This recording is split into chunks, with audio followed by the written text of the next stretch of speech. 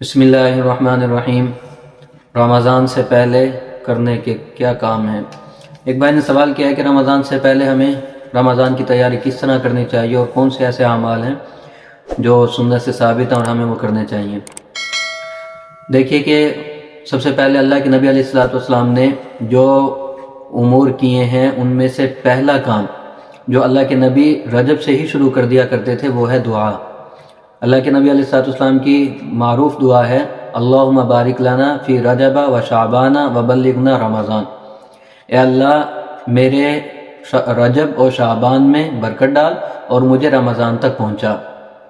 ابھی آپ دیکھ رہے ہوں گے صبح و شام جنازے اٹھ رہے ہیں تو زندگی کا پتہ نہیں، تو سب سے پہلے تو یہ دعا مانگنی چاہیے کہ یا اللہ ہمیں خیر و عافیت کے ساتھ، ہمیں صحت و سلامتی کے ساتھ تو رمضان تک پہنچا دے۔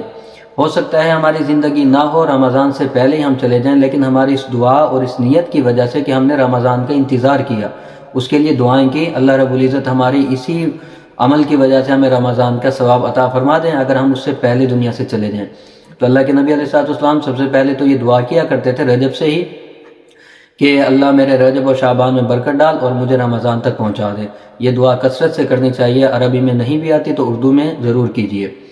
دوسرا عمل جو رسول اللہ صلی اللہ علیہ وسلم سے ثابت ہے وہ ہیں روزے۔ حضرت اسامہ بن زید رضی اللہ تعالیٰ عنہ سے ایک روایت ہے، وہ فرماتے ہیں کہ جناب رسول اللہ صلی اللہ علیہ وسلم سے میں نے سوال کیا کہ اللہ کے نبی آپ اتنے روزے کسی اور مہینے میں نہیں رکھتے جتنے آپ شعبان میں رکھتے ہیں، اس کی کیا وجہ ہے؟ تو حضور علیہ الصلوۃ والسلام نے مجھے ارشاد فرمایا ہے کہ اسامہ میں اسی لیے اس رمضان میں اس شعبان میں روزے رکھتا ہوں کہ یہ رجب اور رمضان کے درمیان میں مہینہ آتا ہے اور اس مہینے اعمال اللہ کی جانب اٹھائے جاتے ہیں، تو میں چاہتا ہوں کہ میرے اعمال اللہ کی جانب اس حالت میں اٹھائے جائیں کہ میں روزے کی حالت میں ہوں۔ جس وقت اعمال اٹھائے جائیں تو میں روزے کی حالت میں ہوں اس وقت، تو اس لیے میں روزے زیادہ رکھتا ہوں شعبان میں۔ اسی طرح حضرت ام سلمہ رضی اللہ تعالیٰ عنہ کی روایت ہے کہ حضور علیہ الصلوۃ والسلام کسی بھی 2 مہینے مسلسل روزے نہیں رکھا کرتے تھے سوائے شعبان اور رمضان کے۔ تو اس مہینے میں کثرت سے روزے حضور علیہ الصلوۃ والسلام سے ثابت ہیں، لیکن ساتھ یہ بھی یاد رکھیے کہ اللہ کے نبی علیہ الصلوۃ والسلام کی ایک حدیث اس طرح کی 2 سے 3 روایات موجود ہیں۔ اللہ کے نبی نے فرمایا کہ تم نصف شعبان کے بعد روزے نہ رکھا کرو، اور ایک روایت میں ہے کہ تم رمضان کے شروع ہونے سے پہلے 2-3 دن پہلے روزے نہ رکھا کرو۔ تو اپنے لیے حضور کا عمل یہ تھا کہ حضور کثرت سے روزے رکھتے تھے شعبان میں، لیکن امت کو منع فرمایا۔ اس کی بہت ساری جو علتیں ہیں وہ علماء نے بیان کی اور حکمتیں، بعض نے فرمایا کہ اس وجہ سے منع فرمایا کہ کہیں شعبان کے آخر میں اگر 15 شعبان کے بعد بھی روزے رکھتے رہیں تو انسان کے اندر سے کمزوری نہ آ جائے اور انرجی ختم نہ ہو جائے، ایسا نہ ہو کہ پھر وہ رمضان کے روزے نہ رکھ سکے، اور دوسری بہت ساری اس کی حکمتیں بتائی گئی۔ لیکن ان میں تطبیق یہ دی گئی کہ جو شخص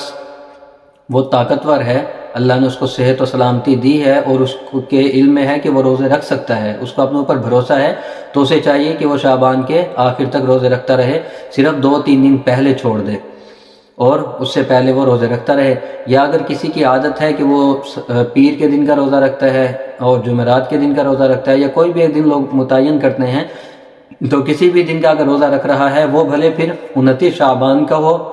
یا 28 شعبان کا ہو، اس میں کوئی حرج نہیں، وہ رکھ سکتا ہے۔ تو جو روزے رکھنا چاہے اسے چاہیے کہ وہ روزے رکھتا رہے، یہ آپ علیہ الصلوۃ والسلام کی سنت ہے۔ اسی طرح جو تیسرا عمل حضور علیہ الصلوۃ والسلام سے ثابت ہے وہ ہے قرآن کی کثرت سے تلاوت۔ حضور علیہ الصلوۃ والسلام کے زمانے میں، اور حضرت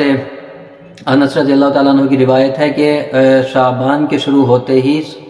ہمارے زمانے کے لوگ وہ قرآن کے اوپر جھک جاتے تھے، قرآن کی طرف جھک جاتے تھے، یعنی کثرت کے ساتھ تلاوت کرتے تھے، کیونکہ انسان جب عادت بنا لیتا ہے، اور رمضان میں چونکہ ہم نے تلاوت کرنی ہے، ویسے تو پورا سال ہی کرنی ہوتی ہے، لیکن رمضان میں ہر شخص یہ چاہتا ہے کہ وہ زیادہ سے زیادہ قرآن پاک پڑھے، تو اس کی عادت بنانے کے لیے شعبان سے ہی کوشش شروع کر دی جائے، اور جب ہم شعبان سے ہی قرآن پاک پڑھنا شروع کریں گے اور تلاوت شروع کریں گے تو ہماری عادت بن جائے گی۔ اس لیے حضرت انس رضی اللہ تعالیٰ عنہ فرماتے ہیں کہ ان دنوں میں لوگ کثرت کے ساتھ وہ قرآن پاک کی تلاوت کیا کرتے تھے اور اپنے اموال کی زکوٰۃ نکالا کرتے تھے۔ یہ بھی یاد رکھیے کہ ہمارے ہاں عام طور پر یہ سمجھا جاتا ہے کہ رمضان میں ہم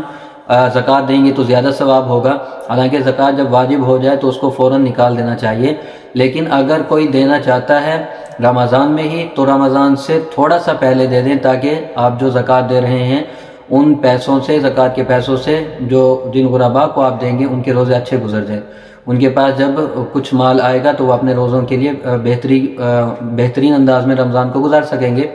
لیکن پھر بھی اگر آپ کو زیادہ شوق ہے رمضان میں دینے کا تو آپ یکم رمضان کو نکال دیں. ایسا نہ ہو کہ آپ رمضان کی انتظار کریں جب روزے ہی ختم ہو جائیں گے تو پھر اس زکوٰۃ کے پیسے وہ آپ کے لوگوں کے روزوں میں نہیں استعمال ہوں گے. تو اسی لیے یکم رمضان کو ہی آپ اپنی زکوٰۃ اور اس کے جو واجبات ہیں ان کا آپ پہلے بنا لیجئے اور پھر وہ ادا کیجئے، تاکہ غرباء اور مساکین بہتر طور پر وہ رمضان گزار سکیں. باقی زکوٰۃ کے جو مسائل ہیں وہ انشاءاللہ ہم آئندہ دنوں میں ان کو بیان کریں گے کہ زکوٰۃ کے کس مال کے اوپر ہوتی ہے اور اس کے لیے کیا کیا شرائط ہیں. باقی انشاءاللہ بعد میں بیان ہوں گے. جزاکم اللہ.